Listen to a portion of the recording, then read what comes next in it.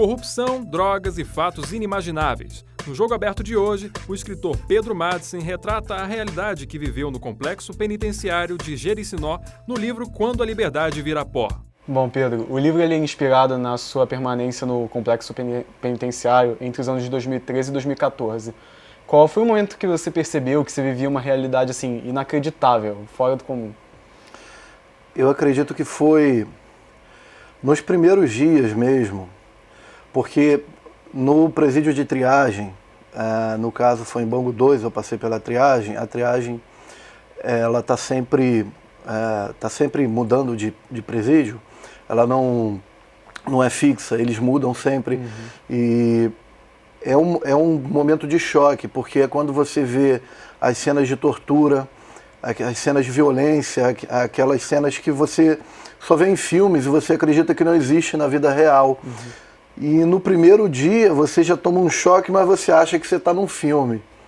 Mas no segundo dia, quando você passa uma noite, você não sabe nem se pode dormir, se não pode dormir, porque eles chegam de madrugada chamando as pessoas e ameaçando quem não ouvir o nome, se não aparecer, que vai entrar também dentro da tortura.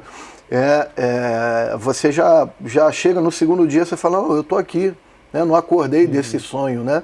Então você já é confrontado com aquela realidade. Então acredito que já foi logo nesse momento, no início, e eu retrato no livro, eu até dou o título do capítulo, é a antessala do inferno, porque realmente é uma situação infernal. Eu narro a situação de um rapaz que foi acusado de crime de estupro, e isso para eles é a pior coisa que pode acontecer para os guardas, né, e até para o acusado.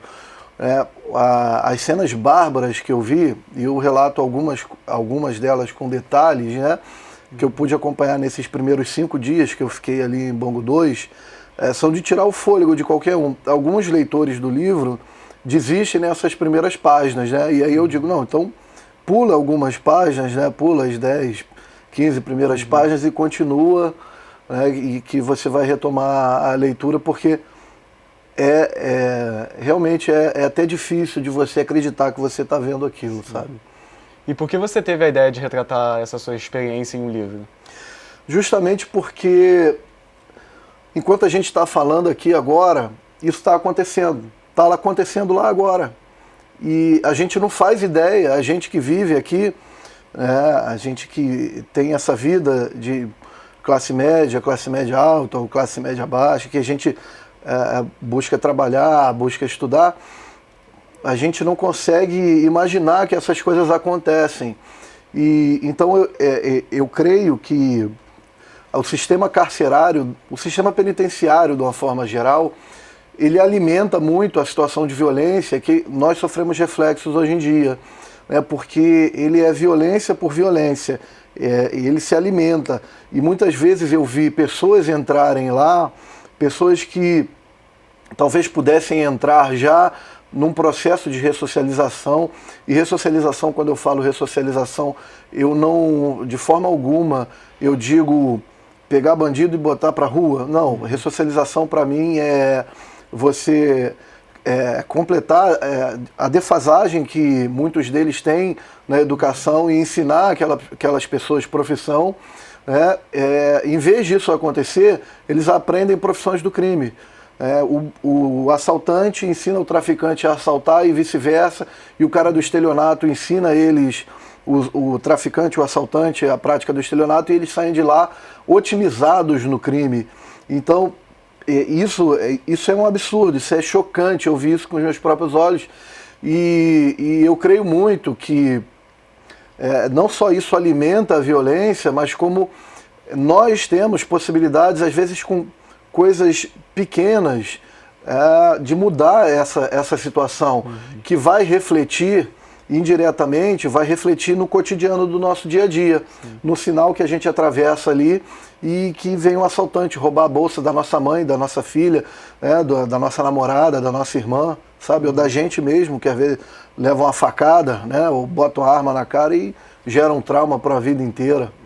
Então, a partir disso, eu pensei, eu preciso retratar essa realidade, não é por mim, contar a minha história, ou a injustiça que eu sofri, porque, particularmente, eu não me vejo como um criminoso. Eu fui acusado de tráfico, sendo que eu era um empresário, eu tinha uma empresa de transportes e eu simplesmente usava drogas, me tornei alguém com uma dependência química severa, mas não tinha envolvimento nenhum com tráfico. E depois fui acusado de desencaminhamento de menor, porque eu tive situação de uso com menor de idade, mas também não considero que seja plausível você dizer que você pode desencaminhar alguém que já é desencaminhado. Então, particularmente, eu me considero inocente, mas eu não escrevi o livro para gritar para a minha rede de conhecidos, olha, com a placa que sou inocente. Não é por isso.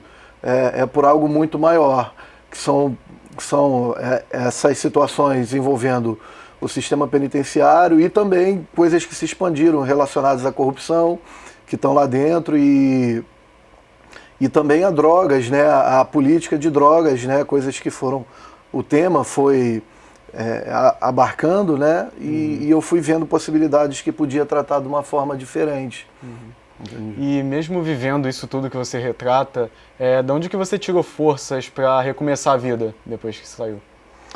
Essa é uma pergunta interessante, porque lá dentro, em um determinado momento, eu me vi num beco sem saída, porque eu costumo dizer que cada dia lá leva 3 dias para passar. E é um inferno.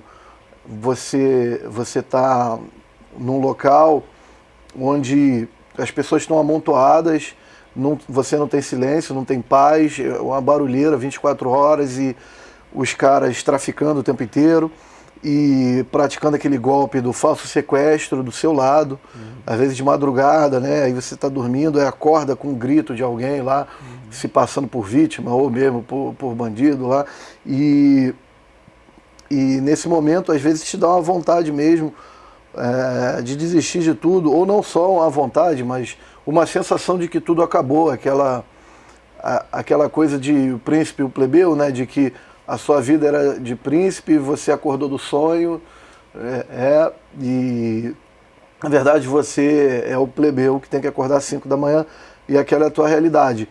E eu acabei, de algum modo, me sustentando em mim mesmo, dentro dos meus pensamentos, dentro de alguma força filosófica que eu pude encontrar dentro de mim mesmo. Lógico que o fator religioso teve um peso muito grande, sempre tem dentro da cadeia, né? Eu disse uma vez que através de Jesus eu despertei o Sócrates que existe dentro de mim.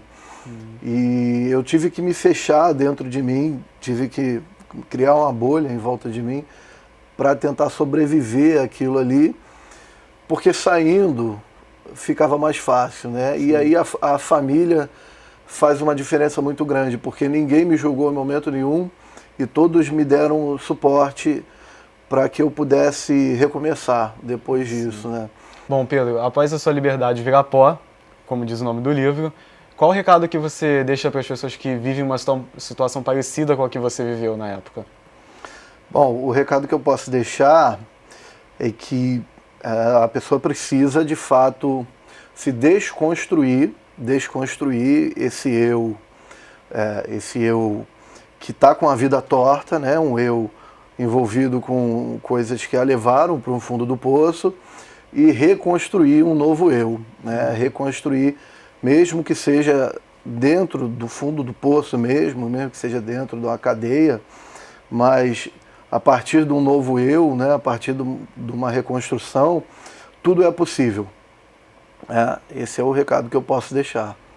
Então é isso, Pedro, obrigado pela presença. Eu que agradeço. O Jogo Aberto fica por aqui, até a próxima edição.